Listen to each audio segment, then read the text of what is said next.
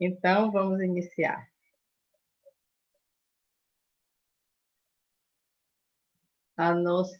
Boa noite a todos. A nossa atividade de hoje é uma atividade junina, atípica, porque acho que, principalmente aqui na Bahia, nós nunca tivemos um São João fazendo seminário de formação permanente na escola, mas o Covid nos convida a tal. E é com muita alegria, com muita satisfação, que nessa etapa de intercâmbio que nós estamos fazendo na nossa atividade, nós estamos recebendo hoje, diretamente do Rio de Janeiro, a nossa colega Mirtes Bruno, que vai nos falar sobre a experiência do infamiliar na fantasia fundamental. Como vocês sabem, a gente tem mesclado alguns temas de infamiliar, que é o tema do nosso encontro, alguma coisa de pandemia, de atendimento online e sonhos também. Dessa vez, estamos com a experiência do infamiliar na fantasia fundamental. Mirta vai nos falar, os anfitriões já estão a postos, e eu peço que quem levantar a mão não levante fisicamente, vá nos participantes e levante a mãozinha, porque eu só vejo 5 na tela de cada vez, então pode ser que alguém levante a mão e eu não veja. Mas primeiro Mirta vai falar, vai apresentar o tema e depois nós vamos abrir a conversação. Mirta é uma colega que está vindo diretamente do Rio de Janeiro, é membro da EBP, AMP, está há muito tempo conosco nessa jornada. E agora, Mirta, a palavra é sua.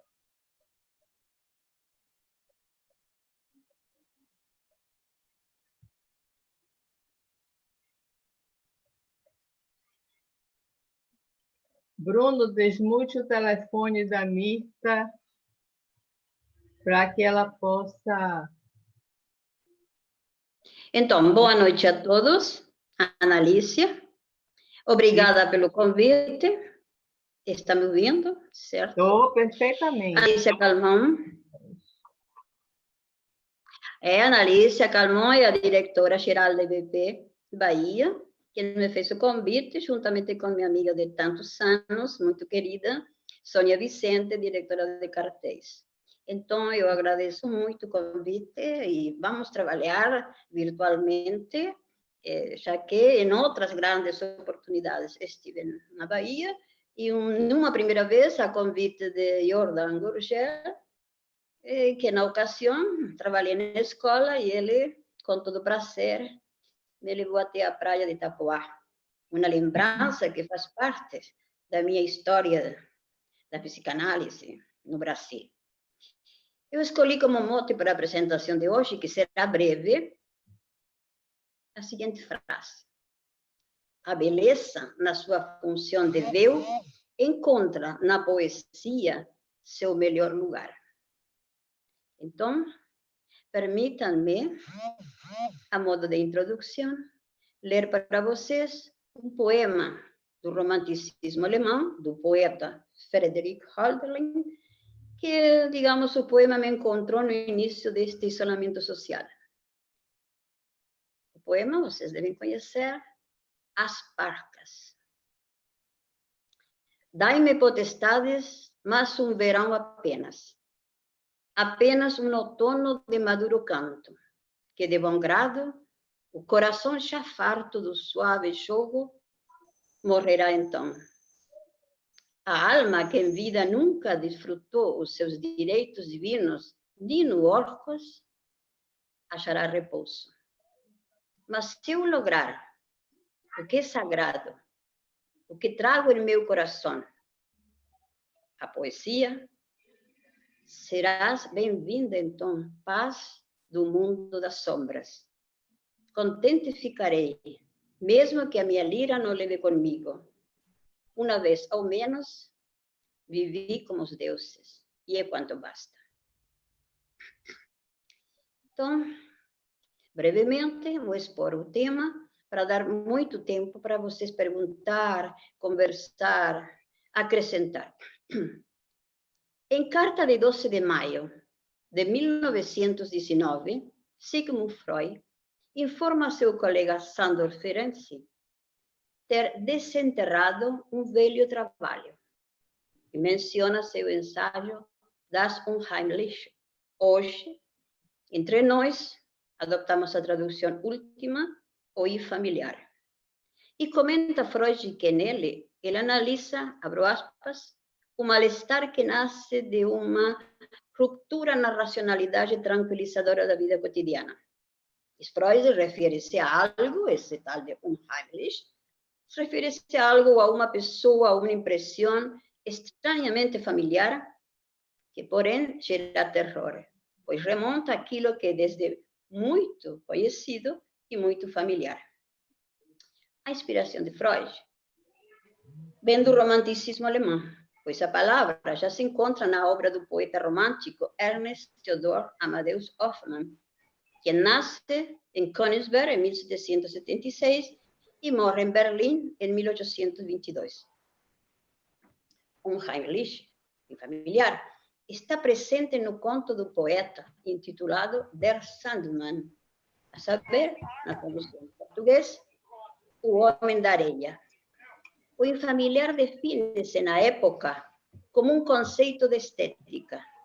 Assim, abro aspas, cito, a literatura fantástica de Hoffmann combina com o universo dos contos de fadas, o grotesco e o absurdo de uma nova sensibilidade plasmada na sociedade burguesa. Fecho aspas. Escreve Walter Benjamin em seu livro O Capitalismo como Religião.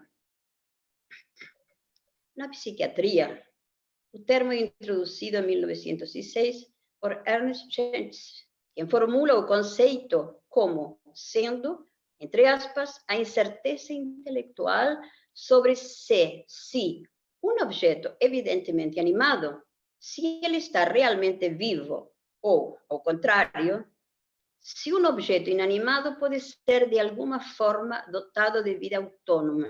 Por exemplo, o caso dos fantoches, os homens de cera, que geram efeitos perturbadores obtidos quando o observador, isso é importante, está colocado em presença da repetição contínua automática da mesma situação.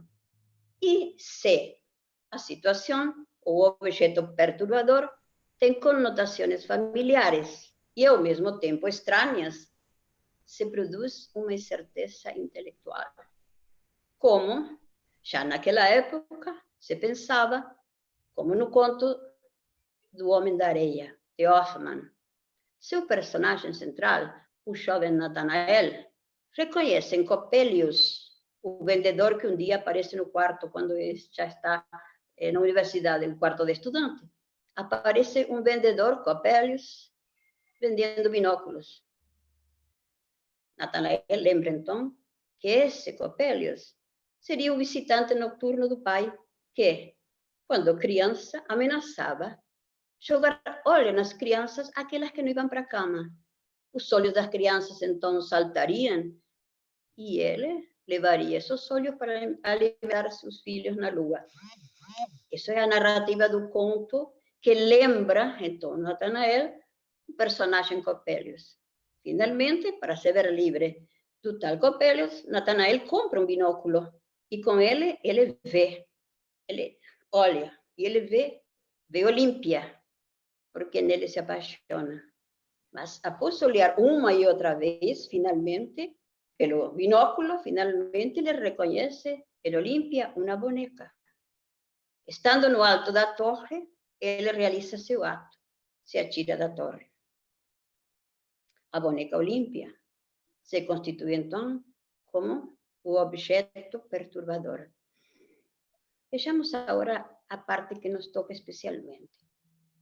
a experiência do infamiliar na fantasia fundamental. Vamos nos deter agora no infamiliar na experiência analítica. Experiência analítica é uma denominação privilegiada da prática que realizamos, os que respondemos pela formação analítica, na orientação lacaniana. Sintagma do curso de Chacala Miller, orientação lacaniana. Não é qualquer orientação. Minha proposta para esta noite, para conversar com vocês, será localizar na fantasia fundamental que se constrói na experiência de análise a possibilidade da experiência do infamiliar. Entanto, a fantasia fundamental não é o mais além de toda significação, e sim, ela é, entre aspas, uma significação absoluta, o que tornaria possível, então, a experiência do infamiliar. Para demonstrar minha proposta, desejo me apoiar em 3 noções que extraio do ensino de Lacan. A primeira consiste em reconhecer a eficácia do objeto. Eficácia no sentido da filosofia contemporânea francesa, especialmente de François Jolien. A eficácia, né? A teoria da eficácia. Neste caso, apoiada é essa eficácia determinando o objeto. A primeira questão, então, seria apoiar-nos nessa eficácia do objeto, essencial para a nossa demonstração.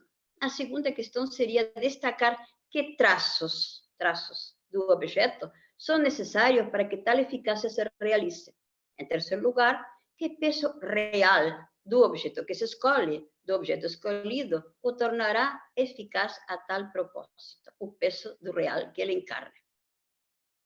Para então concentrar nele, no objeto, a experiência do infamiliar. Experiência do infamiliar na construção e no atravessamento da fantasia fundamental numa experiência analítica. Falemos, então, primeiro da fantasia fundamental.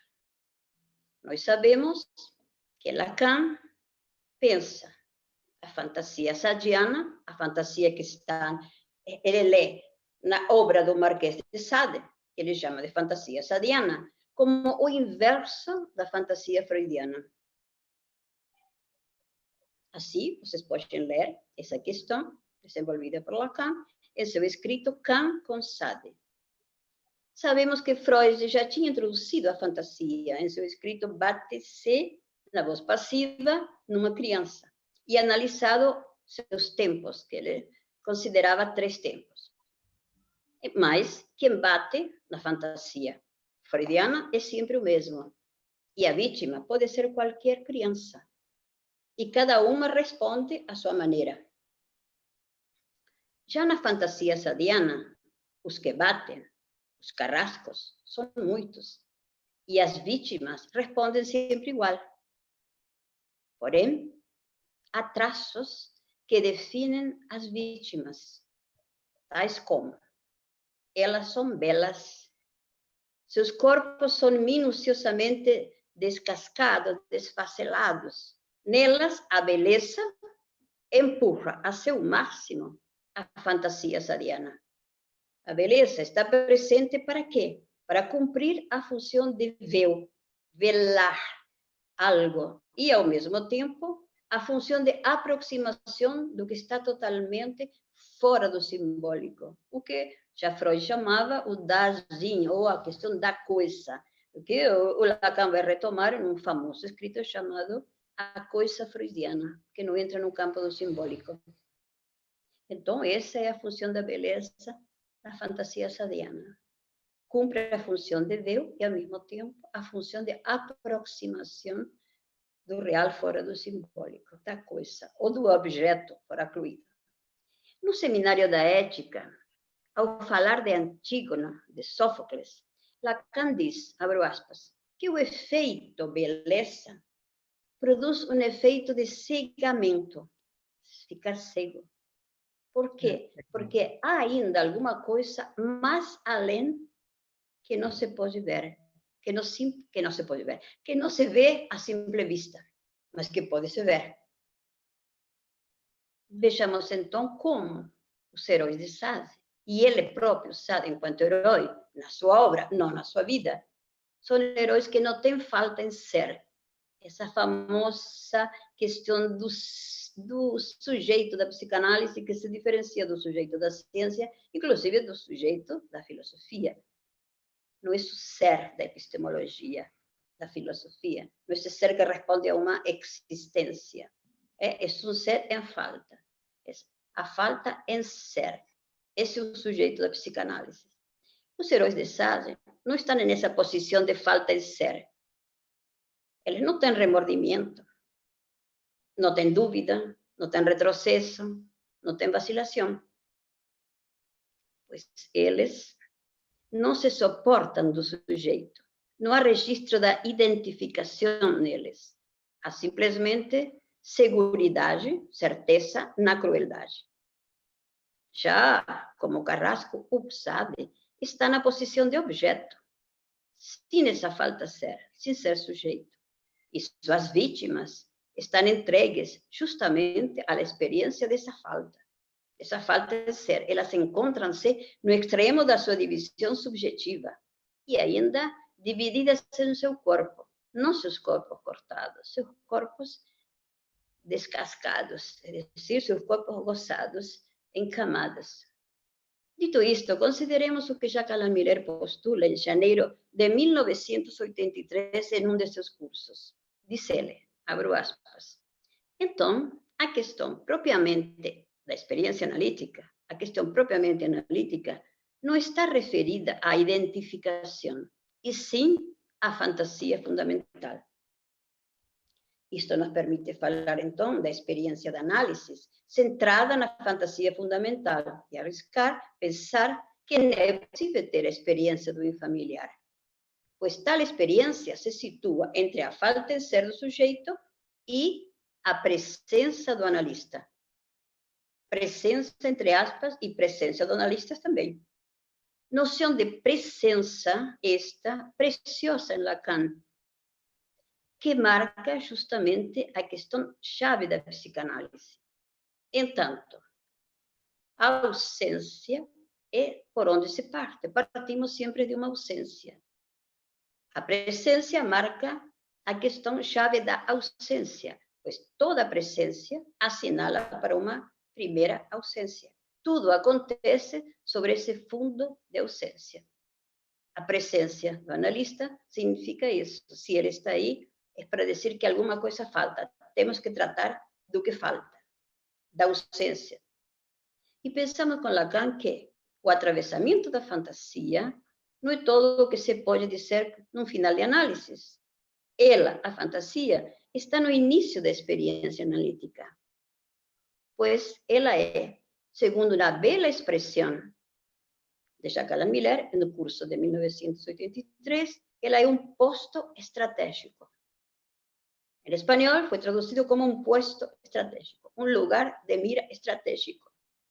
No seminário que eu coordeno na sessão Rio da EBP, entre os colegas que assistem, cunhamos uma bela metáfora, a metáfora do farol do fim do mundo. Desde esse lugar, onde se atisbam os dois oceanos, né? Onde se vê os barcos chegarem, sejam bons, sejam ruins, sejam piratas ou não sejam, o farol do fim do mundo é esse lugar. A fantasia é esse, diz Miller, esse posto estratégico. Posto de onde observamos como a falta em ser se paga com a opacidade do ser. Lugar onde o infamiliar, pensamos, pode ser experimentado. E então, por que interessa a Lacan a fantasia sadiana? E por que nos interessa essa noite aqui, a nós? Porque seu objeto tem os traços justamente do íntimo estranho. Os traços que lo constituiriam como algo do infamiliar. Tem os traços do íntimo estranho. Traços que conduzem ao encontro de uma expressão, de uma noção gerada por Lacan, chamada já a famosa extimidade, né? Nos conduzem esses traços a uma extimidade, aquilo que é íntimo e, ao mesmo tempo, extimo. Ela mostra, então, a fantasia, desde esse posto que ela é, estratégico, desde esse farol que ela mostra a localização do sujeito na sua posição de objeto. Claro, porém, claro, uma experiência em parte angustiante. Trata-se de uma localização sem a falta ser. Posição esta que faz surgir, veja que interessante, a divisão subjetiva no outro. E, digamos, o que é constitutivo da perversão. Por isso que a fantasia é perversa. Você sabe, e as fantasias inconscientes, de alguma maneira, são. O que é constitutivo da perversão. Uma posição, e isso é interessante, voltando a Freud, uma posição bem aquém das condições do amor. Freud tem uma palavra linda, que não vou repetir agora, porque é muito difícil em alemão, sobre Liebesbedingungen, que são as condições de amor necessárias para gerar a causa do desejo. Então, na fantasia fundamental, estamos em outro lugar. E que podemos falar delas? Eu vou me valer de uma entrevista que Jacques Miller deu a uma jornalista, a jornalista Hannah Boer, né? Que vocês encontram aqui traduzida por nossa querida colega Maria do Carmo Batista, em Prosa e Verso, na revista. Ele deu essa entrevista e ela faz várias perguntas interessantes para ele, e finalmente, falando das fantasias, do fantasma, ela pergunta, e as fantasias nas mulheres? Miller responde, quer sejam elas conscientes ou inconscientes, são mais determinantes para a posição de gozo, estamos falando de gozo, no sentido de gozo pulsional, das pulsões, do gozo, o conceito de gozo bem trabalhado em Lacan, sobre o campo de gozo, né? Então, quer elas sejam conscientes ou inconscientes, são mais determinantes para a posição de gozo do que para a escolha amorosa. Aí a jornalista, como eles são os jornalistas, nos contentos só com essa resposta, ela pergunta, e as fantasias nos homens? Miller responde, para os homens é o inverso. A fantasia masculina está bem evidente no, aspas, amor à primeira vista. Como se vê no exemplo clássico comentado por Lacan, como se vê no exemplo clássico do romance de Goethe. A súbita paixão, o romance Sofrimento do jovem Werther. A súbita paixão do jovem Werther por Charlotte, no momento em que a vê, a olha pela primeira vez, alimentando ela, Charlotte, a um numeroso grupo de crianças que a rodeiam, Werther se apaixona. Ele é marcado por uma paixão profunda, tempestuosa e não correspondida no amor.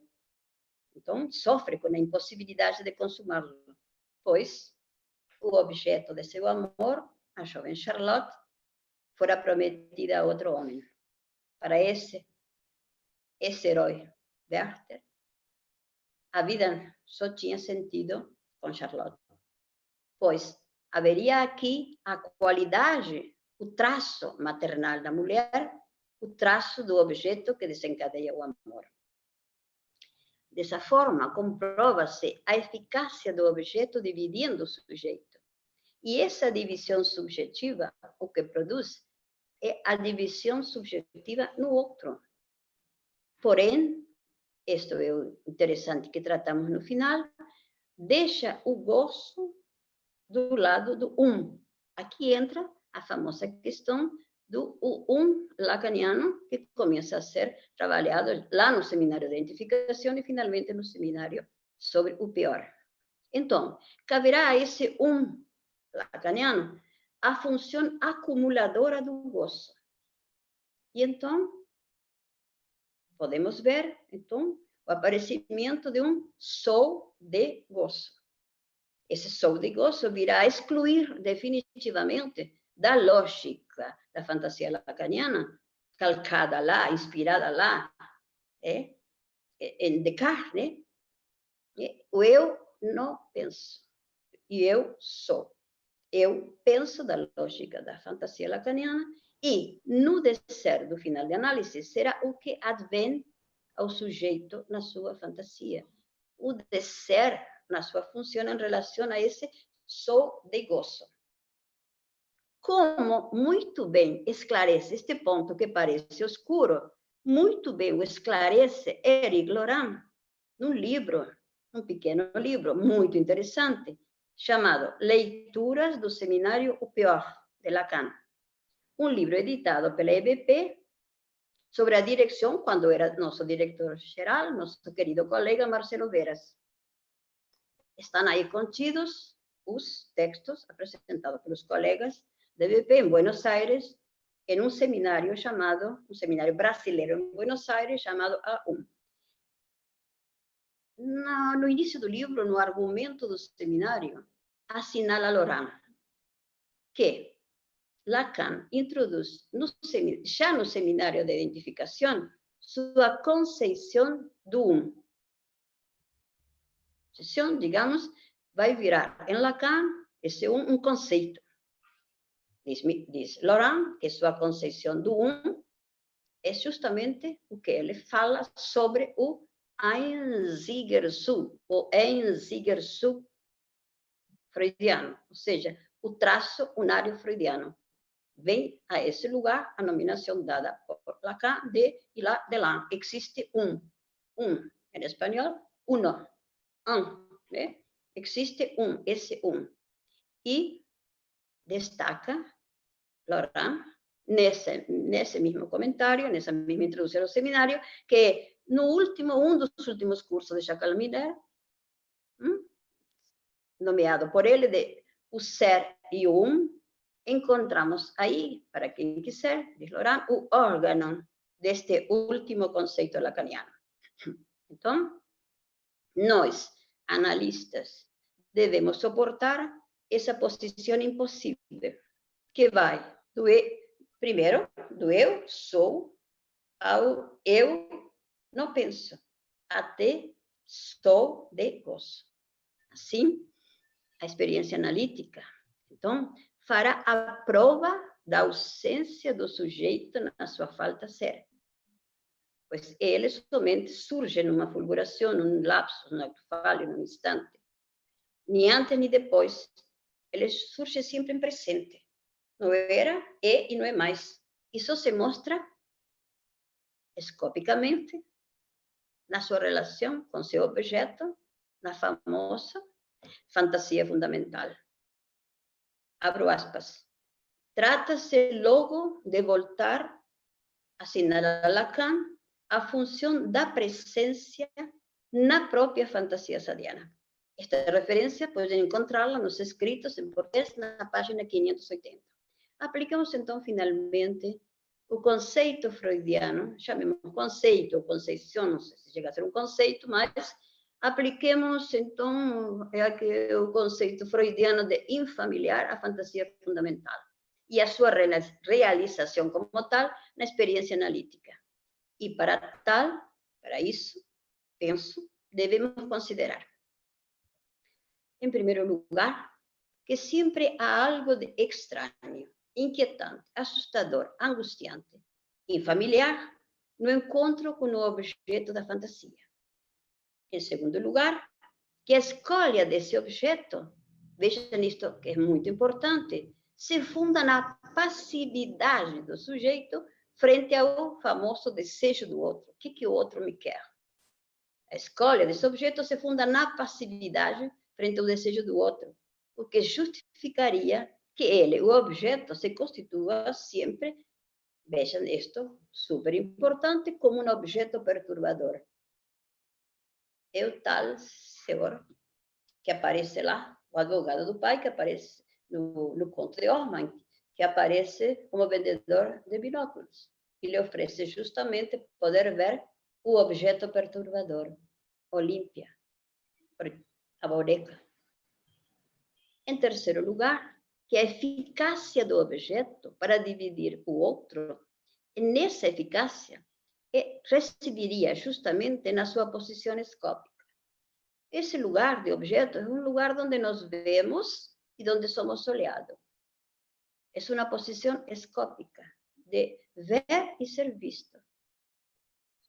Digamos, um particular e angustiante olhar e ser olhado ao mesmo tempo. de algo muito familiar e, ao mesmo tempo, que se apresenta como muito estranho. Finalmente, se pode perguntar mas eu sou isso? Finalmente, fora de toda significação, porque ele encarna uma presença de pura intimidade e, ao mesmo tempo, de intensa familiaridade.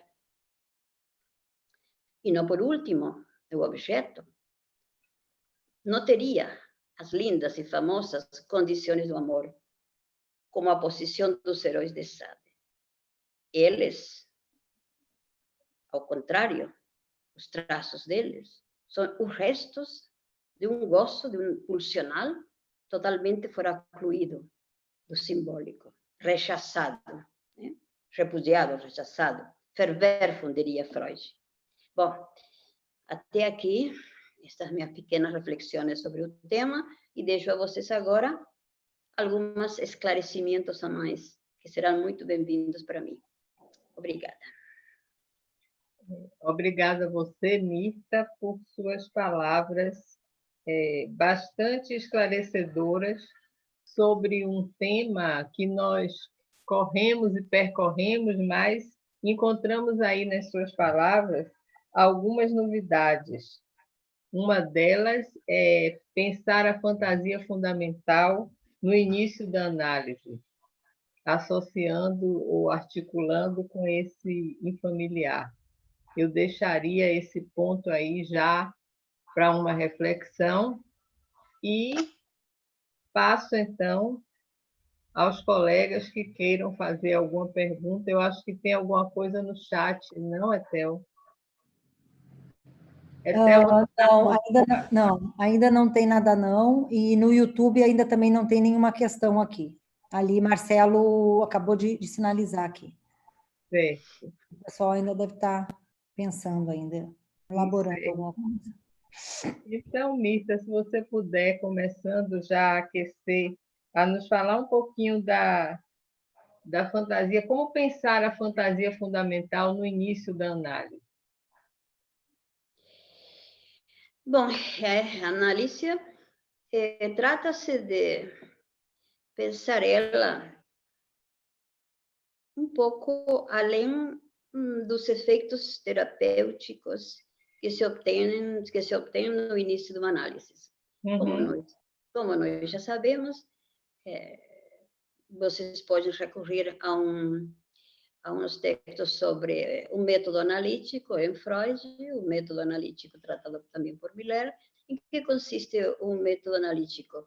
Digamos, para nós, essa prática da experiência analítica lacaniana, nós partimos sempre de uma concepção que até agora não muda, que há uma entrada na análise, para a qual é preciso, primeiro, atravessar um primeiro momento de certos efeitos terapêuticos, onde o sintoma, de alguma maneira, ou a queixa, o sintoma com o qual o paciente chega na sua demanda, deve ser, de alguma maneira, tratada ou curada, digamos, né? Devo me curar primeiro de certas queixas, das minhas demandas, né? Obter nessas entrevistas preliminares, ou nesse tempo preliminar, que pode durar, a vezes, 1 ano, ou pode durar 2 anos, até que realmente se obtenha uma abertura do inconsciente. Para isso, há muitos esquemas interessantes em Lacan, há muitas considerações, por exemplo, o esquema da NASA, que no Seminário 11, que é preciso, esse esquema da NASA, NASA não é a NASA espacial americana, é uma pequena cesta, né? Que ela se abre e se fecha, o pescador coloca no rio, abre a boca, o peixe entra, quando ele entrou, fecha, está o peixe para ela, né? Ha capturado o pequeno peixe. Bem, para chegar a esse momento da abertura do inconsciente, às vezes precisa-se muito tempo. A entrada na análise não é quando o sujeito chega e nos procura na sua primeira entrevista, no seu primeiro encontro. Não é isso. Há todas umas entrevistas preliminares que vão introduzir, então, o inconsciente, essa abertura do inconsciente. E, nesse momento, se entra na análise. Tem muita gente que nunca entra, ou pode passar anos só tratando de seus sintomas e dos efeitos terapêuticos em relação com seus sintomas. Isso não é uma experiência analítica. A experiência analítica começa na abertura do inconsciente. E nessa abertura do inconsciente é necessário, de alguma maneira, uma formulação da fantasia. Geralmente, assinalada pelo analista, né? Geralmente é assinalada pelo analista, na entrada na análise. Depois que se passa pela rectificação subjetiva e pelos efeitos terapêuticos, obtidos durante todo esse processo.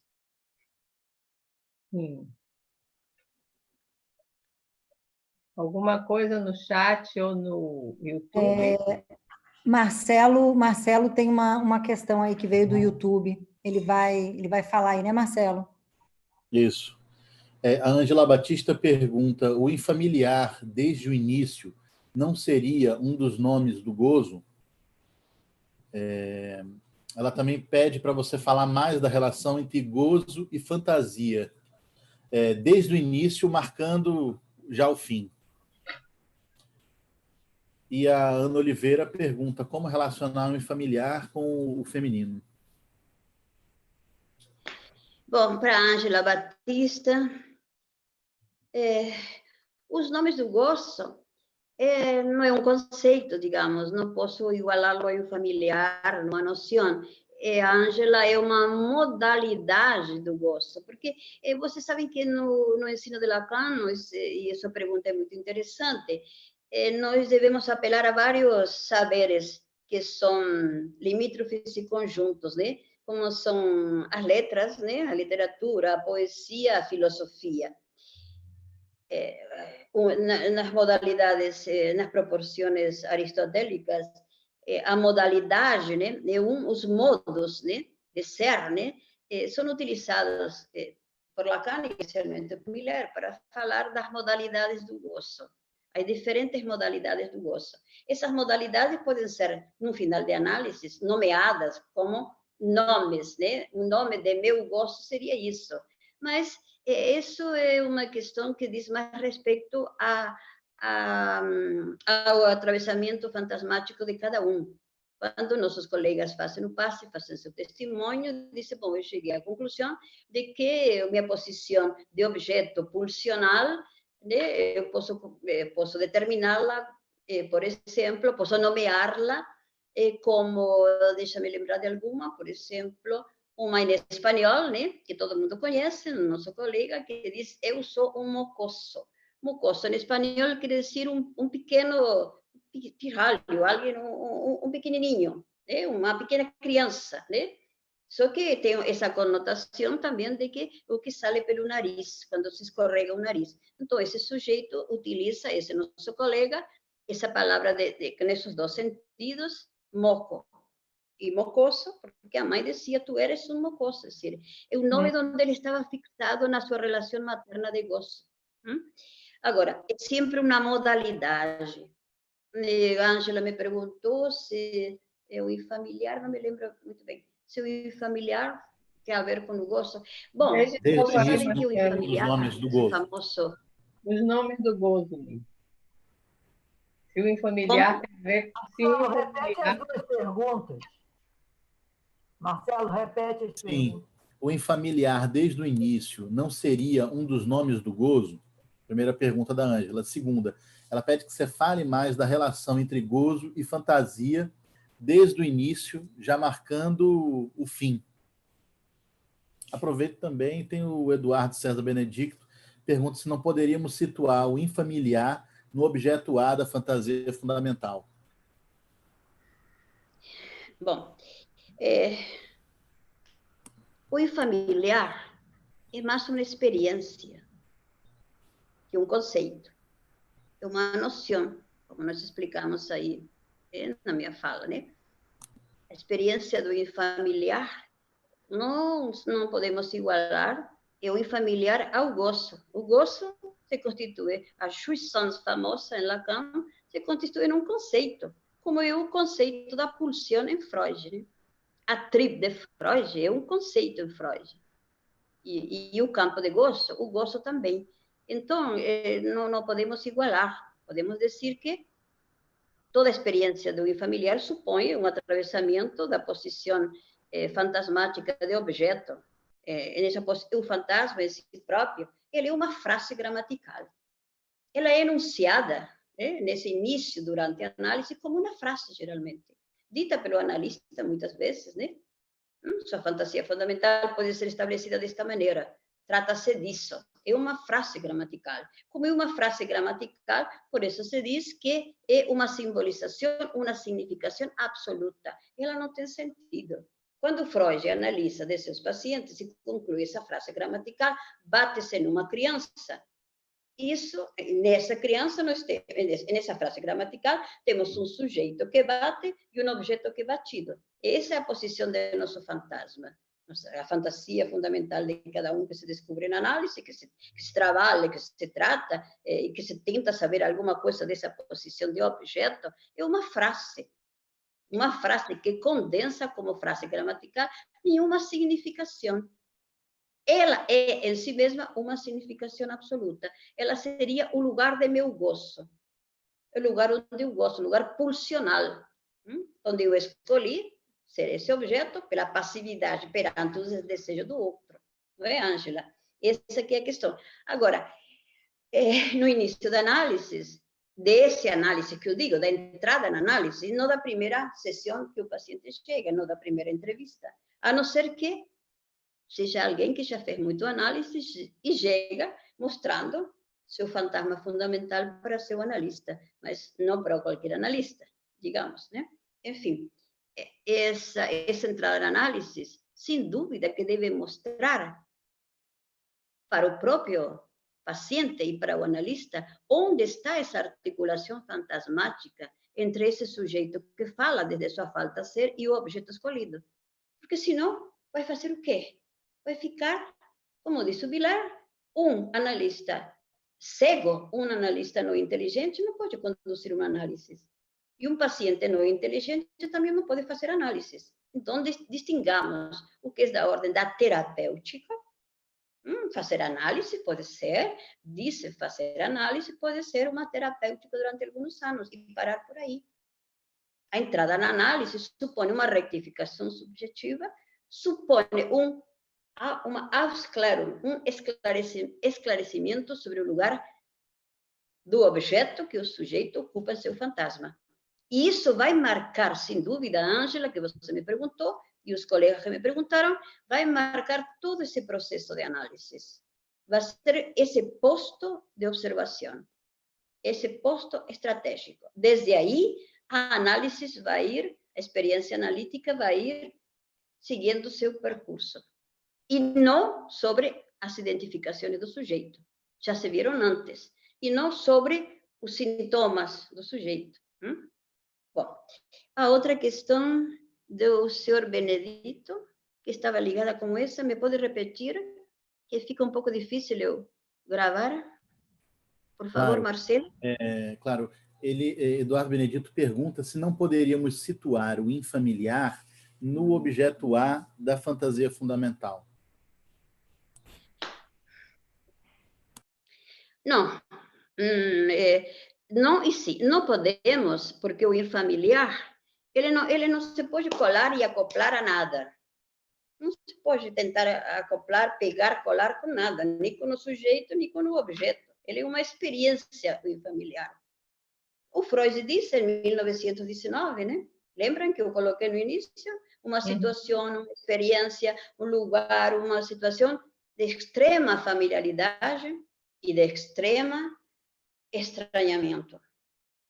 Como é, por exemplo, esse vendedor de binóculos que chega a Natanael e a Natanael reconhece nele aquele famoso perverso amigo pai que durante as noites ia lá fazer experiências com o pai e que ele um dia se esconde na mesa para ver o tal advogado que fazia experimentos alquímicos com o pai e quando ele é descoberto ele desmaia. Esse sujeito aparece quando ele está jovem estudante e aparece na sua porta vendendo binóculos.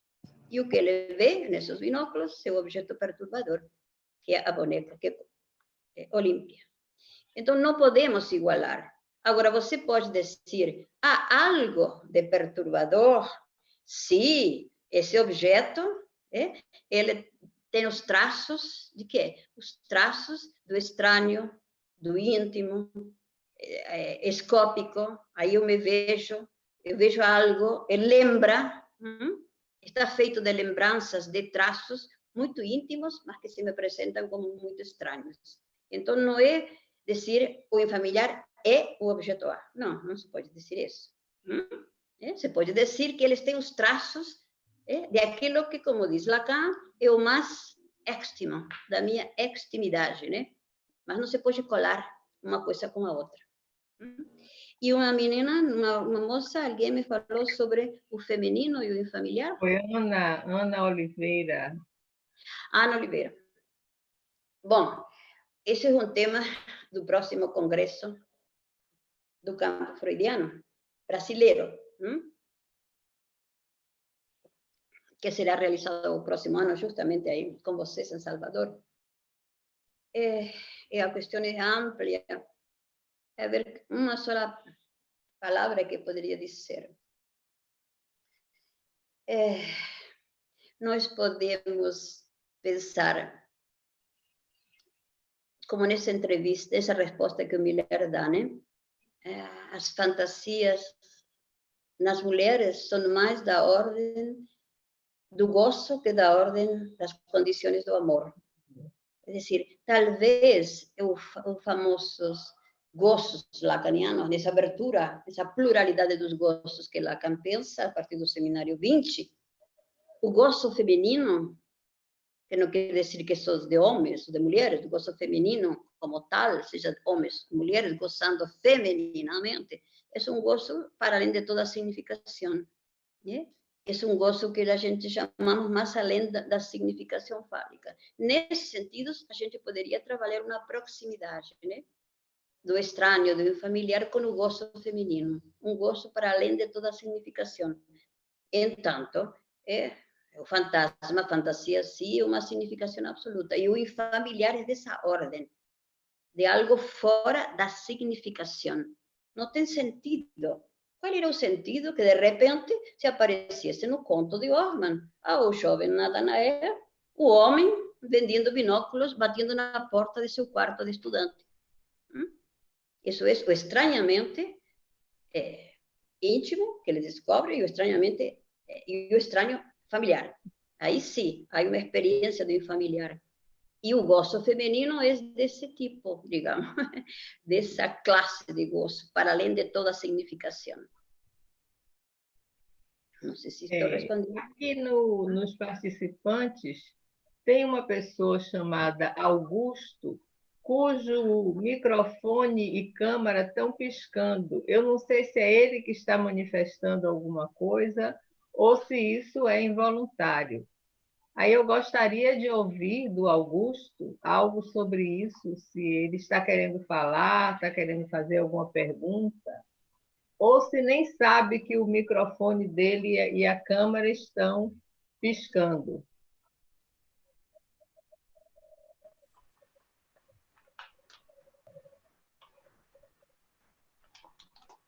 Pode falar, Augusto.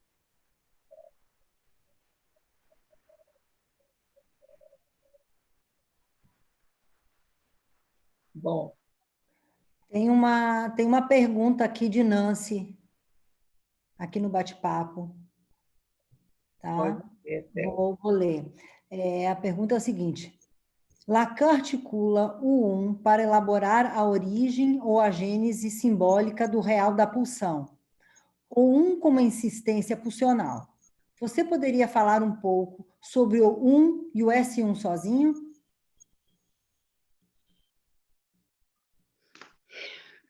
Bom, Nancy, como eu coloquei rapidamente no final, achei preciosa essa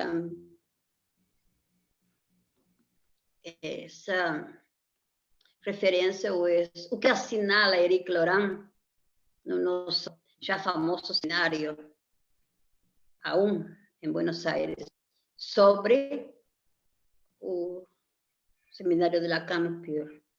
Você viu que nessa referência rápida que eu fiz, ao que ele fala, ele diz que já no seminário da identificação, e não é só lá no seminário 19, sino lá no seminário da identificação, o Lacan já começava a trabalhar a questão do S1, o S1, o traço, primeiro o traço da identificação, chamado S1, deslizando ele, lembra que eu coloquei? Tenho aqui o livro, vocês podem encontrá-lo, que é esse pequeno livro, editado na diretoria do Marcelo. Ele já diz uma coisa bem interessante, na página 32. Ele diz assim, vou ler para vocês, que aí fica mais fácil, não se para essa compreensão. Vocês podem recorrer depois ao livro. Diz assim, Laurent, Lacan opõe a ideia de construir um eu, de fundamentar o sujeito a partir do todo. Opõe isso, né? A fundar o eu, o sujeito a partir do todo.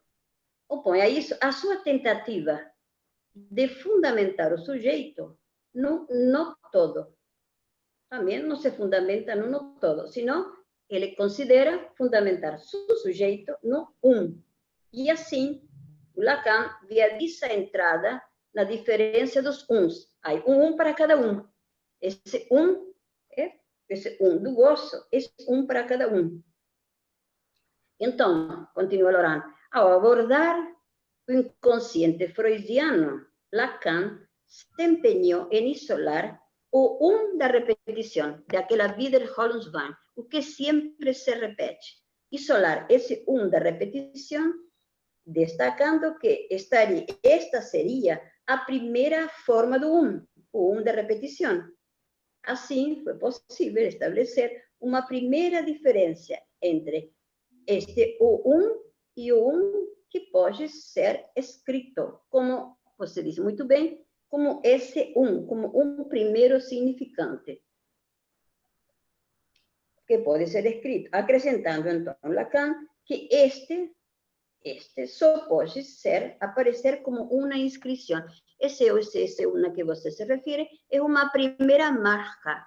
Como diz aqui, é um ensaio subfreudiano. E nesse primeiro traço, essa primeira pegada, que Lacan fala também, vocês devem conhecer, Nancy, que me perguntou, a metáfora de Lacan, ou a lembrança das pegadas na neve, quando ele voa pelo sistema, pela Antártida, pelo sistema superior, lá, no Polo Norte. Enfim, as pegadas, né? O escrito. Esse primeiro só pode ser escrito. A diferença de esse que pode ser escrito, acrescentando que este só pode aparecer como inscrição. Então, para terminar, para esclarecer a sua questão, lembremos que já no momento do seminário sobre identificação, realizado por Lacan em 1961, teve como base uma reflexão sobre a história da própria escrita. Lacan introduz sua concepção sobre o a saber, como ele lê esse como ele lê esse ensaio, como ele lê o traço. Então, a leitura que Lacan faz do primeiro traço freudiano adquire o conceito do se transforma no conceito do certo? Então, não são a mesma coisa, mas são duas leituras do primeiro traço identificatório para um sujeito. Ou trabalhamos o S1, a primeira identificação, ou esse desse primeiro traço, em Lacan, é da ordem pulsional. Por isso que, como diz aqui, é o que eu coloquei no final, o que é da ordem do gozo fica do lado desse O fica com esse gozo fora incluído, com os restos, com os traços do gozo. Pablo tem uma pergunta. Pablo, pode falar. Boa noite, Mirta. Boa noite. Boa noite, Pablo. O infamiliar, então, tem o estatuto do contingente, isso? É contingente, né? não é necessário como o gozo. Mas a minha questão é se isso é contingente e pode acontecer ou não, é da ordem da experiência. Porque eu tenho a tendência a associá-lo muito com a angústia. Como si no dice más, falta algo más, a angustia no es suficiente para dar conta dele, né? Falta essa experiência do calafrio, né? Para que apareça um familiar. Mas minha questão é se se pode entrar numa análise na transferência, no inconsciente transferencial, sem passar, pelo menos, tocando nessa experiência e se é possível sair dela, ou seja, assim, transferir algo disso em familiar do lado do analista e se é possível sair da experiência sem destituir algo disso, mas passando por essa espécie de antesala infamiliar. É confusa a questão porque não tenho bem elaborado, mas... Não, estou tentando aproximar a necessidade desse tema para a experiência nossa, se é algo muito meramente contingente que está aí. Na experiência bom, esqueçamos um pouco o contingente e o necessário, porque, Pablo, são essas categorias da lógica aristotélica que nos levariam para outros postulados, né? O que você talvez me pergunta é se se pode realizar uma experiência analítica se durante uma análise, não é isso? Se pode transcorrer uma análise e dizer eu terminei minha análise sem ter passado por essa experiência de um Heimlich, sem ter atravessado sua fantasia fundamental, sem haverla construído e sem haverla atravessado. Bom, eu acho que sim, né? Para alguns, mesmo depois das entrevistas preliminares do ano todo, 2 anos, 3 anos, quanto forem necessárias, para curar seus sintomas, para mudar seus sintomas, para acabar com suas demandas, entrar na análise. Agora, realizar durante a análise a travessia fantasmática, sua construção e chegar a seu final, para nós, da orientação lacaniana, é fundamental. Para nós, a análise é isso, a experiência analítica é essa. Tanto ao ponto que o Jacques Miller deu um seminário aqui nos anos 80, no início, sobre Kant com Sartre, né? Você lo encontra em Lacan Elucidados, palestras no Brasil, o seminário completo. E ele é apoiado, então, nessa referência que eu fiz dos escritos. Voltemos à fantasia sardiana. E o que o Miller diz, já em 83, no seu curso, a questão da análise não está centrada na identificação. É decir, não se trataria somente de encontrar todos os CC1 no CC1.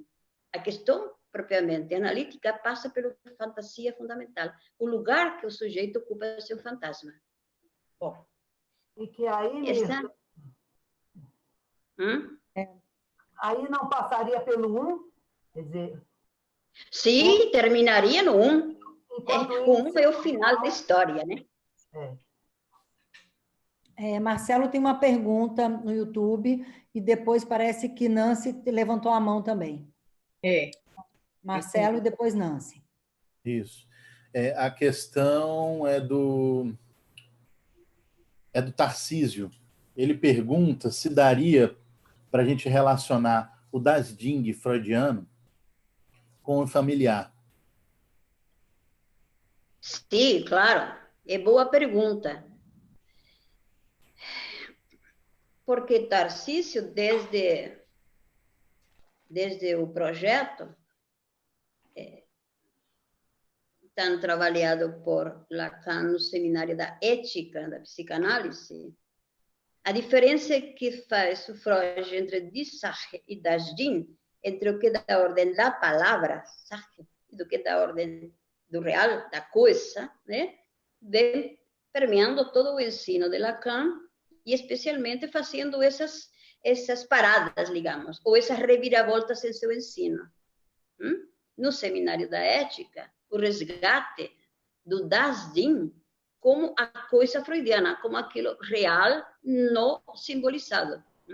Esse real que insiste em estar não simbolizado. Claro que a experiência do infamiliar toca essa coisa, toca esse das Ding. Para isso, Tarcísio, você deve ter já lido e estudado muito esse famoso escrito que eu citei, a coisa freudiana, um escrito de Lacan. O que é essa coisa freudiana? É a explanação que faz, a argumentação toda de Lacan sobre o das Ding freudiano.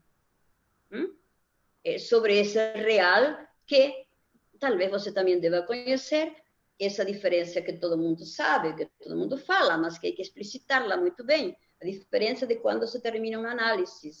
Esse das Ding, o Freud, em seus últimos textos, em análises terminável e interminável, vai dizer, ela é uma roca, ele é um rochedo, ele é uma pedra. Chegou até aí e aí não posso avançar. Cheguei hasta atisbar, né, um real, um das Ding, e de aí não avanço. E o Lacan propõe, bom, então atravessemos essa fantasia, esse objeto do fantasma, saber alguma coisa sobre ele e poder continuar com ele. Ninguém pede para um final de análise dizer, olha, eu não sou mais como o nosso colega lá da Espanha, de Barcelona, que diz, eu era um mocoso, tinha muito mocos de meu nariz e era para minha mãe isso. Bom, ele diz, eu sei disso, sou diferente agora, mas também não sou tão diferente, né? Eu continuo sendo aquele que sempre fui, de uma outra maneira, ou de maneira melhor. Então, sim, realmente o das Ding diz respeito ao infamiliar, melhor, diz respeito ao das Ding. E chegando a esse ponto, como a Sônia falava muito bem, é o que fica como conceito, já assentado no seminário. O pior, né, Lacan, fica, então, o conceito do onde ele é acumulador de gozo. Ele é acumulador de gozo. Para isso, eu também vou recorrer a um trabalho que foi feito por Patrick Almeida e por mim e mais uma colega, sobre a referência do Seminário 19, por iniciativa e por encomenda, digamos, de nosso colega, diretor na época, Marcelo Veras. Esse se chama Referências do Seminário 19, o pior, né? O pior, né? Que vocês também podem investigar para ver toda esta questão do Tem mais uma, Marcelo? Uma pergunta? Não tem, Nancy? Mirta, eu queria fazer um comentário aqui e uma questão, talvez. O Freud inicia o texto, né, do infamiliar pela dimensão estética aí do horror, do medo, né, na literatura. E eu fiquei e ele faz uma questão no interior do texto, ele faz questão de diferenciar a experiência do infamiliar na literatura, na arte, da experiência vivida pelo sujeito. E eu acho que aí a gente poderia pensar que o infamiliar na literatura, de alguma forma, é um sentimento compartilhado, né? E o Freud articula muito propriamente aí com o retorno do recalcado. E eu fiquei pensando se a experiência vivida ela já não tem um caráter mais contingente, de surpresa. Eu acho que o Pablo estava se referindo a isso, a um encontro faltoso, algo da ordem mesmo de uma experiência de gozo, né, que se manifesta aí. Sim, perfeito. Como é teu nome, que me esqueci? Nancy. Nancy, perfeitamente. É disso que se trata. Você explicitou muito bem. Você sabe como eu coloquei no início, na época, era o infamiliar, né? Esse Unheimlich, a palavra, já estava circulando, né? Circulava desde o anterior ao Freud, né? Como um conceito da estética, né? Conceito da estética. Aquilo que é assustador, estranho e íntimo. É fantástico isso. E o Freud diz, mas o sujeito pode ter essa experiência do infamiliar. E como você assinala muito bem, essa experiência remota, lembra, ela traz a lembrança, né? Ela vem carregada de uma lembrança de acontecimentos vividos na infância. Não é? Lembranças, acontecimentos vão forjando a possibilidade do infamiliar. O infamiliar apresenta aqui, agora. Porém, ele tem os traços, ele vem, suas vivências, ele é feito infamiliar do que eu já vivi. Da minha primeira infância, da minha segunda infância, da posição passiva perante o outro, perante o desejo do outro. Aí se construi a fantasia fundamental. E a experiência como tal do infamiliar, ela é feita disso, né? Ela é feita de algo muito íntimo e muito estranho. O sujeito vive isso. Por isso que o Freud trabalha tanto aí em Das Unheimlich, né? Esse texto de 19, o Orphan, o conto de Orphan.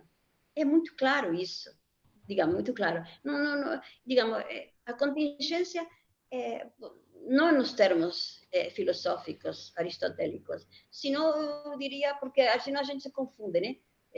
Usa um termo, usa proposições em lugares que não convém, né? Nós estamos, é melhor dizer o acaso, né? Qual é aquele acaso de que o jovem Natanael está lá no seu quarto de estudante, quando abre a porta, bate um vendedor de binóculos, aparece na sua porta. É um acaso que ele se encontra com ele. E aí ele descobre, então, pelas suas lembranças, pela sua vivência infantil, pelo terror que ele passava, quando chegava o pai, ele escutava, para trabalhar com o pai em experimentos alquímicos, escutava os passos do sujeito entrando. E tem uma coisa interessante, a babá dizia para ele, esse é um homem perverso. E ele vai arrancar os olhos das crianças, jogando areia nos olhos, e vai levar esses olhos para alimentar os filhos dele que moram na Lua. Então, isso tão íntimo é tão familiar. Por isso é que esse conceito da estética tanto interessa a Freud, né?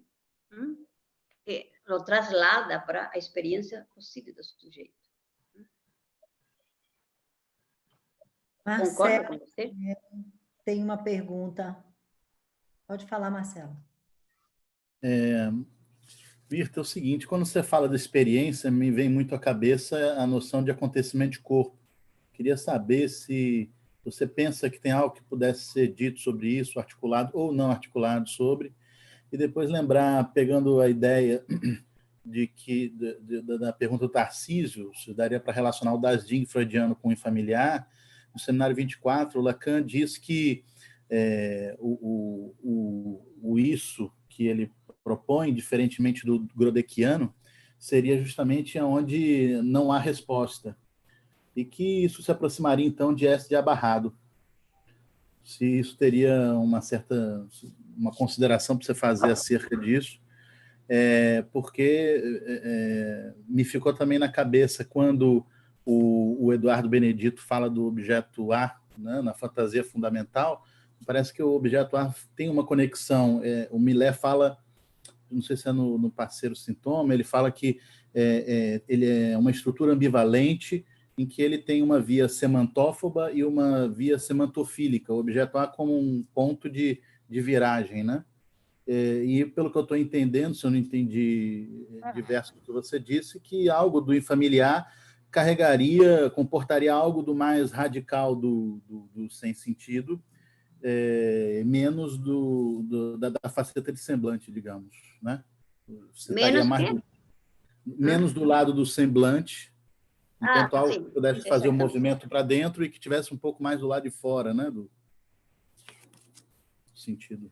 Enfim. Bom, Marcelo, você colocou coisas bem interessantes. Primeiro, vamos ir do final para frente, né?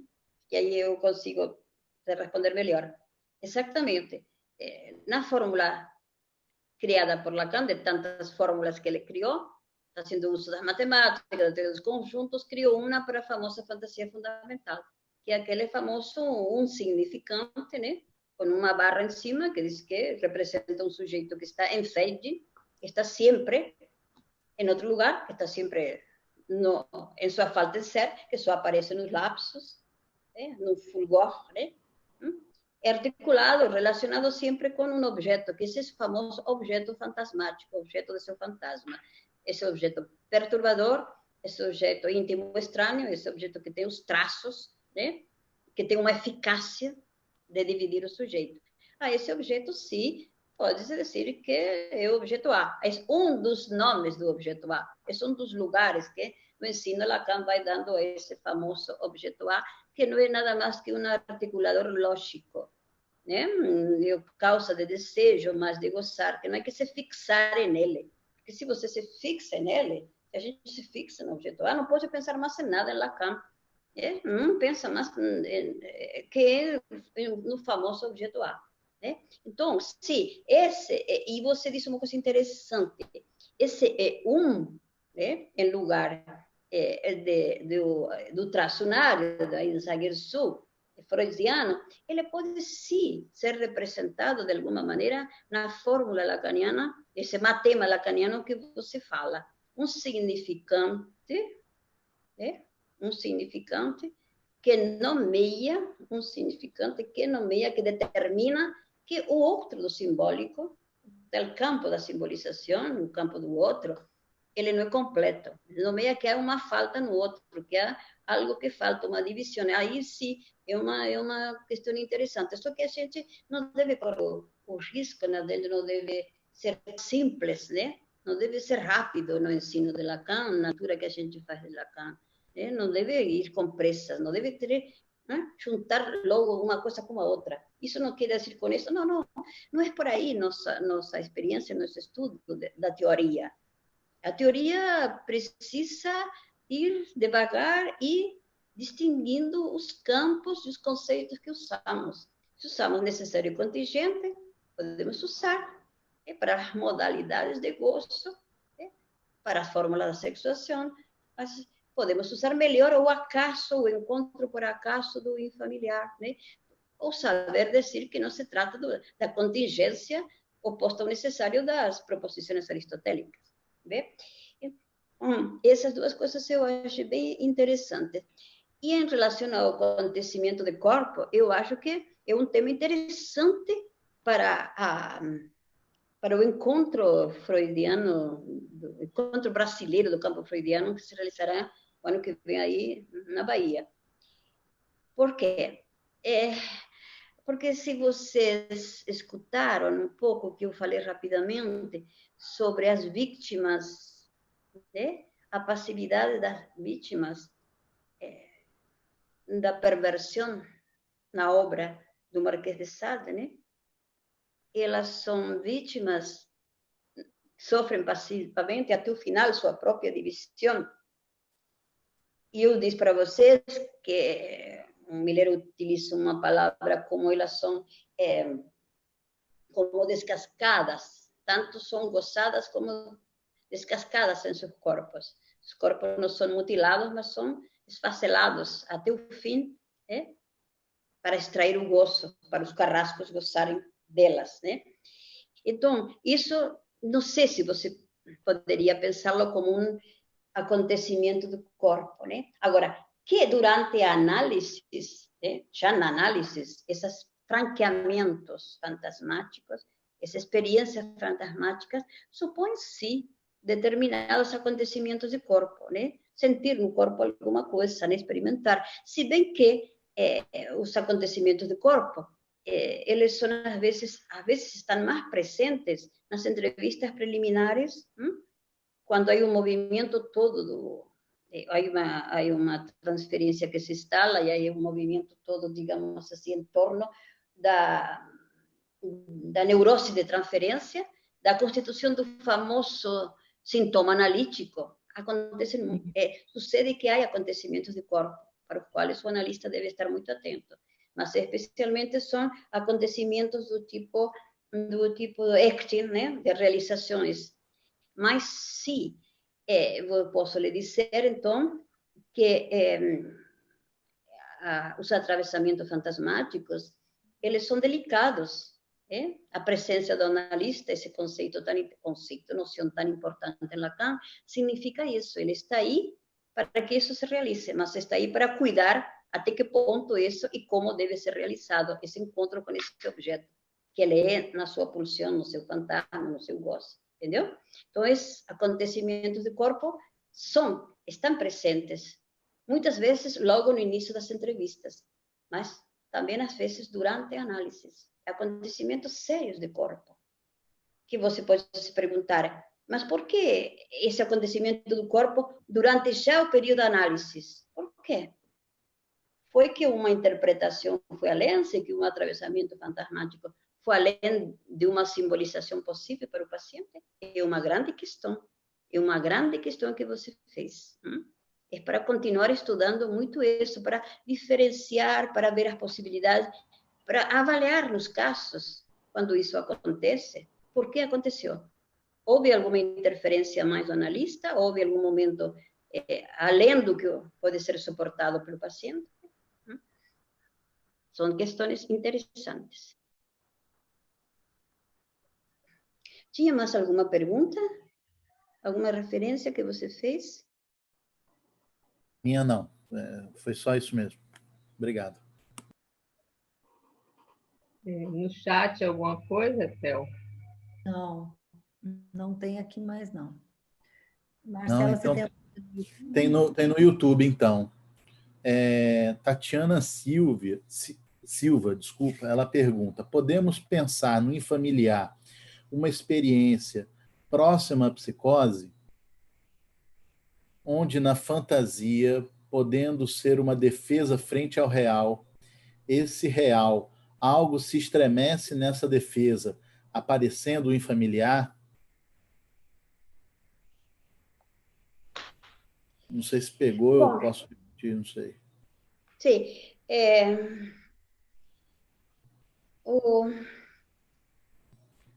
A psicose não é uma experiência, né?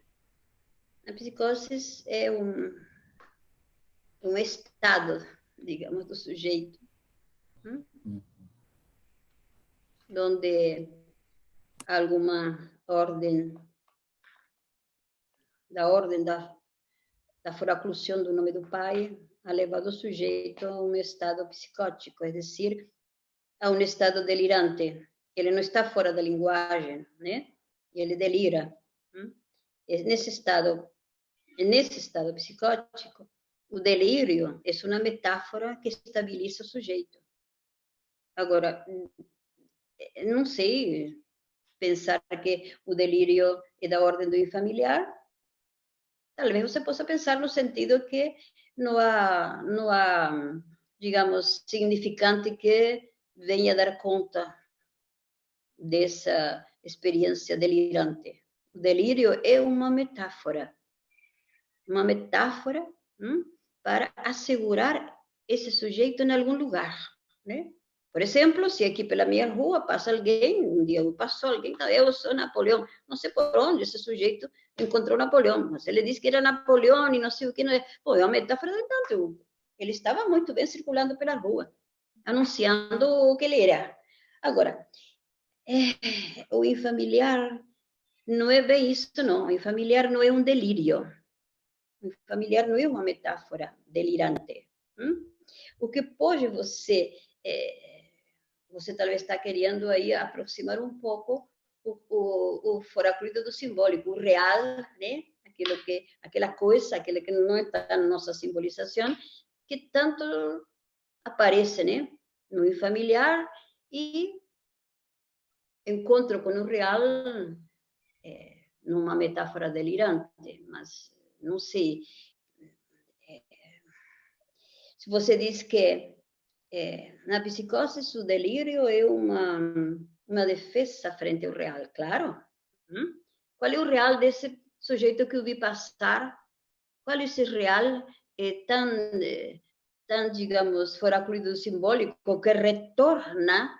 Qual é a falta fundamental? Qual é a ausência fundamental, né?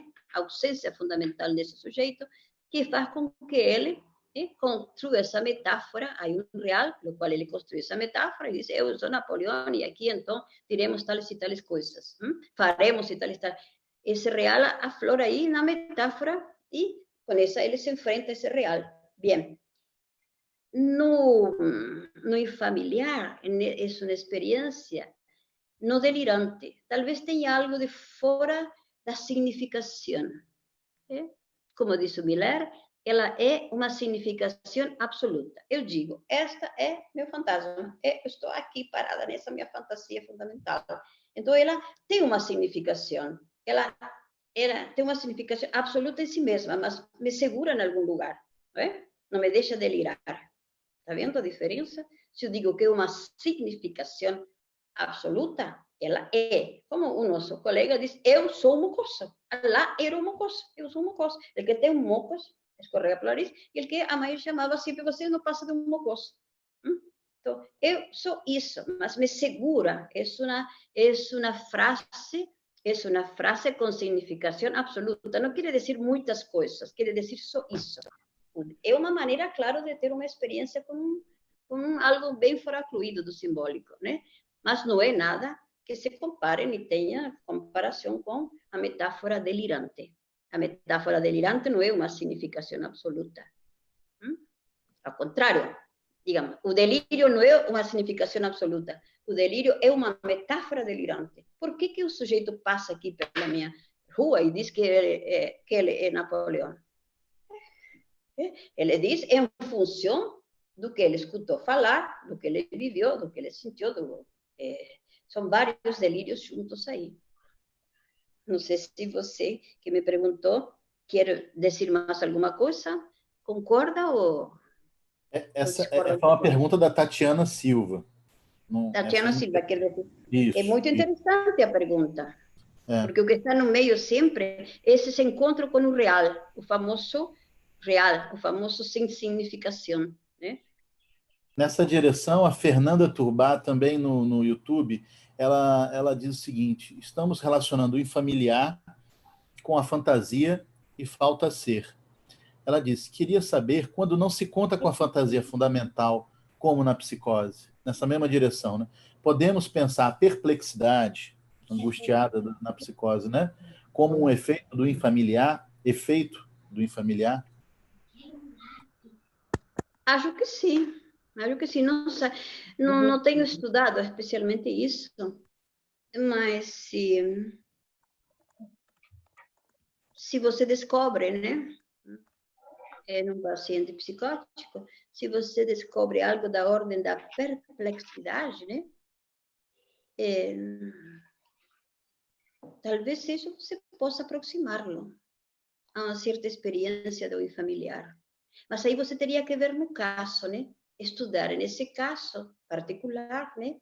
Se essa perplexidade perante a tal ou qual objeto poderia ser considerada infamiliar para ele, porque então esse objeto pelo qual perante ele fica tão perplexo tem que ter todas essas condições, né? Tem que ser muito íntimo, tem que ser muito estranho, tem que ter a capacidade de dividir ele, né? Veja como dividiu o jovem Natanael. Quando ele se encontrou com esse objeto, quando ele viu que Olímpia não era mais que uma boneca, ele se suicida. Entendeu? Então, essa perplexidade você tem que analisar no caso, entendeu? No caso, então, ligada a esse delírio metafórico, essa metáfora delirante, e buscando qual é o objeto desse delírio, né? No caso do paciente, do sujeito que passa por aqui, esse Napoleão seguramente tem várias características, dessas do objeto perturbador, o objeto que ele deve ter visto em algum lugar, o objeto, digamos, perturbador, o objeto estranho, o objeto íntimo, né? Os traços desse objeto. Muito interessante também. E você pode trabalhar com psicoses, né?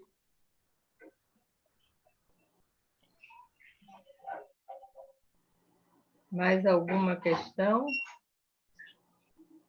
Eu tenho algo para perguntar a Mirta, porque Mirta, Eu penso algo assim, que o real já está lá no só depois. Quer dizer, algo, né, pulsional capta, deixa o significante afetar o corpo. Então, algo que vem do outro. Então, é o seu íntimo que se torna infamiliar. Né? Significante afeta o corpo, produzindo gozo. Mas esse significante que vem do outro vai afetar o corpo, porque ali já tem um corpo pulsional que atrai esse objeto. Né? Porque o significante, quando afeta o corpo, ele se torna já índice do real, signo. Alguma coisa ali que pulsa. É nesse sentido que eu entendo Eu achei interessante que você ligou isso com a fantasia fundamental, porque assim, nós estamos falando de um momento de efetuação que não tem significante. Estamos falando no momento, se a gente fala de fantasia fundamental, recalque primário, se a gente fala de substância gozante, de cor, a gente não está de real, a gente está falando onde não há significante. Está falando do dessa significação absoluta, porque não tem S2, não tem significante. Tem o 1. Isso. Perfeito. E eu acho que isso é que Nancy estava trazendo com a questão do 1, o é significante é real, e do S1, que já entra no traço identificatório. Para se ler o ser e o 1, isso aí a gente consegue fazer essa diferenciação. Porque a fantasia fundamental, na verdade, ela é o objeto fantasmático, é um furo, não é é algo experimentado no corpo. Não sei se você... Como assim? Pode dizer mais, Sônia? Como é experimentada no corpo a fantasia fundamental? É porque é o significante que afeta o corpo e produz gozo. Mas o significante só afeta o corpo porque, de saída, ele é pulsátil ali. É uma substância gozante. Que o simbólico vai nessa ausência, ele vai fazer uma borda, um furo onde vai se instalar o objeto. Isso a gente viu de manhã, exatamente ligando com o Das Ding. Nancy saiu, ela trouxe uma coisa muito interessante, que o corpo é o encontro faltante, é a ausência, não é presença. A presença é do analista. E o corpo... Muito bom. Então... Sim, e é interessante que você coloca essa questão da substância gozante está também trabalhada por Lacan no seminário Encore, depois do seminário sobre o 1, depois do PIR, do seminário 19, veio o seminário 20, que, digamos, é a última virada de Lacan, onde depois você vai deslanchar seu ultimíssimo ensino. Então, tudo que você coloca é bem interessante, Sônia, porque fecha um pouco todo o trabalho que a gente fez essa noite. É decir, a esse primeiro traço freudiano, da identificação possível, que ele chama desse Einzigersuch, um primeiro traço. Primeiro traço. O Lacan diz, sim, podemos encontrar um significante primeiro que nomeia esse corpo vivente que pode ser um sujeito, né? Que poderá advir a ser. Né?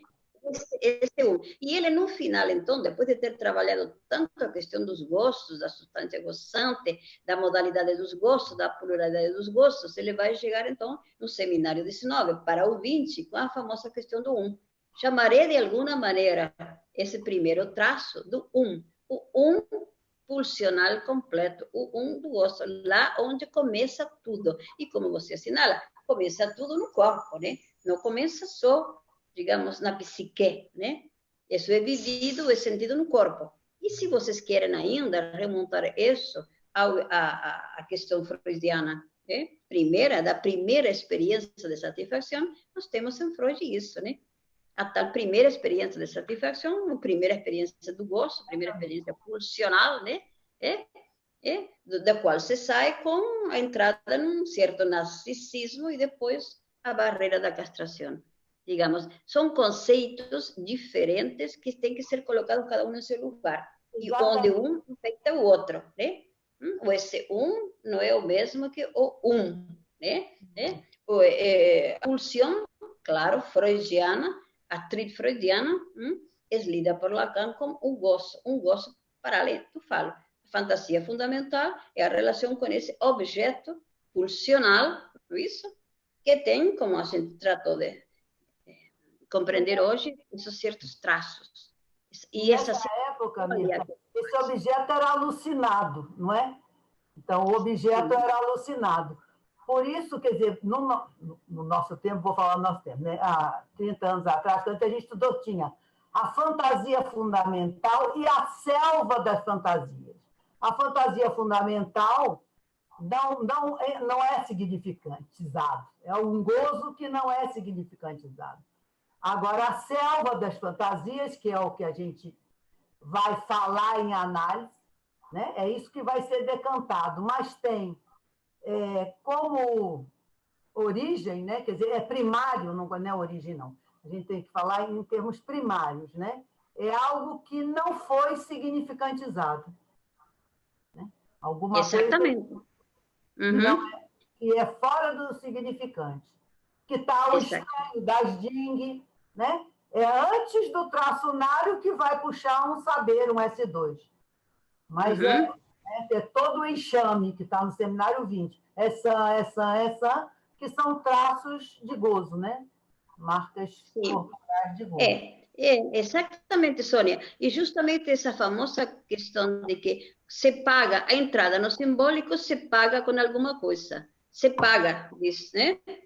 Coloquei, se paga com quê? Se paga com que algo do gosto deve ser, como nós falamos em português, foracluído, é decir, deixado de lado. E aí nós temos também a famosa duas questões importantes, colocadas essas muito bem por Villard, diferenciando em Lacan a generalização da forclusão, ou a forclusão generalizada. É preciso concluir algo que é da ordem pulsional, que é algo do gozo, para entrar no simbólico. Mas isso fica como resto, né? Depois nós temos essa segunda foraclusão do nome do pai, da metáfora paterna, o que nós já sabemos. Mas existe antes uma foraclusão que é generalizada para todo aquele que entra no simbólico. Se eu digo, tu eres Pedro, a partir dessa nomeação, desse significante Pedro, fica de fora todo um resto. Todo um resto que você é de gozo e que você não pode actuar com esse gozo quando você é Pedro, né? Então, esse for incluído, ele retorna no real das psicoses e, de alguma forma, esse retorna num objeto perturbador, como essa colega perguntava, né? Retorna nesse objeto perturbador do fantasma, que se apresenta como objeto do fantasma.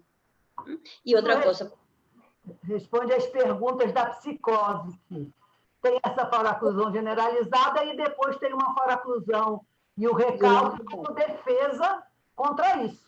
Né? Já entram como mecanismo de defesa. Você fala uma coisa que eu acho muito importante, que a gente tem que ver o referente nos discursos. Né? Então, para falar de contingente, a gente já está falando do Lacan dos anos 72. Né? Então, cada lugar, falar de fantasia, nós estamos um pouco antes. Né? Falar de sujeito, a primeira clínica. A gente tem que ver, quer dizer, se a gente fala de vazio, de falta, em que época a gente está falando, quer dizer, porque o significante, ele significa alguma coisa inserido num discurso. Então, qual é o referente para quando a gente fala de falta, vazio, psicose? Você marcou isso muito bem e eu acho importante, porque senão a gente sai do primeiro Lacan lá e junta com o último, e não dá para juntar, assim, não dá para fazer esse pulo teórico, né? Mas aí fica um pouco incompreensível. A gente tem que saber que referência. Se é a matemática se é a linguística, se é a lógica, se é a topologia, né? Para a gente poder saber do que falamos. Né? Então, eu gostei de ter marcado isso. E ter voltado à fantasia fundamental. Tem uma pergunta? Tem uma pergunta que veio do YouTube aqui, Marcelo escreveu aqui para mim, de Éder Galiza. Ele pergunta se a alucinação não seria um exemplo do que se fala do infamiliar. Depois dessa pergunta, nós vamos ter que encerrar por causa do horário. As perguntas que não puderam ser contempladas ficarão para outras oportunidades. O Pablo tinha levantado a mão aqui, mas na sequência era Éder. Ele levantou, Fala rápido, junta as duas, Pablo. Mirta já me respondeu, por isso que eu baixei a mão. Obrigado. Então, sim, essa questão da alucinação é bem interessante, porque esse objeto, de alguma forma, é sempre um pouco alucinado, como no exemplo da Olímpia. Por que ele via no telescópio, via Olímpia? É uma alucinação, né? E você sabe que, quem me perguntou, você deve saber muito bem que as alucinações, elas não são só próprias de um sujeito que está fora do simbólico e em seu delírio ele alucina. Não. Por exemplo, já Freud tratava, é comum nas histerias ou nas histéricas que elas alucinem. A alucinação é parte, então, desse traço do objeto, que é seu traço escópico. Se a fantasia é um lugar estratégico, é um ponto de mira muito especial, é pela sua escopia, pelo onde se pode olhar e ser olhado. Você pode olhar exatamente que o bandido está querendo assaltar seu farol, né? Mas você pode estar alucinando. A alucinação faz parte da experiência do infamiliar. Sim, bem interessante essa pergunta. Bem interessante. Quando alucinamos, né? Sempre alucinamos, quase sempre, né? Alucinamos.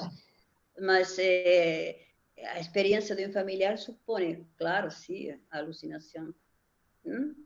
E porque aí nós entramos em outro assunto para uma outra vez, sobre a condição do objeto A como um objeto escópico.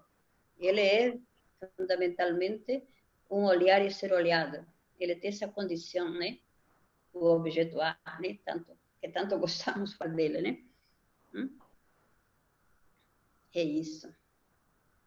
Então, minha gente, vamos terminar aqui com o gosto de quero mais. Mirta, foi excelente a sua contribuição, a sua disponibilidade em responder as questões, que quando se recebe muitas questões é porque se foi muito escutado. Então, isso é uma prova de que você foi bastante escutada, o diálogo foi bastante interessante. Eu quero agradecer também a Etel e a Marcelo a colaboração na ajuda das perguntas, porque eu sozinha não iria dar conta. Enfim, quero mais uma vez, em nome da direção, agradecer a sua participação e deixar com você as palavras finais, a despedida nossa aqui hoje.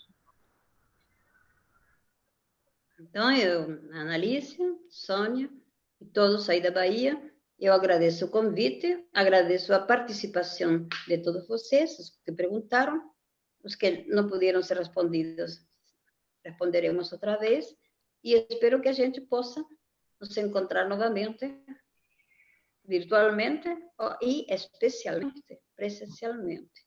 Com e não se esqueçam que o que deixo para vocês é o valor, a função da beleza, enquanto ela encontra seu lugar melhor nesse atravessamento fantasmático na poesia. Muito obrigada a vocês e boa noite a todos. Obrigada a você também. Obrigada, até a próxima. Foi ótimo. Tchau. Obrigado, boa noite. Tchau, boa noite a todos. Boa noite a todos.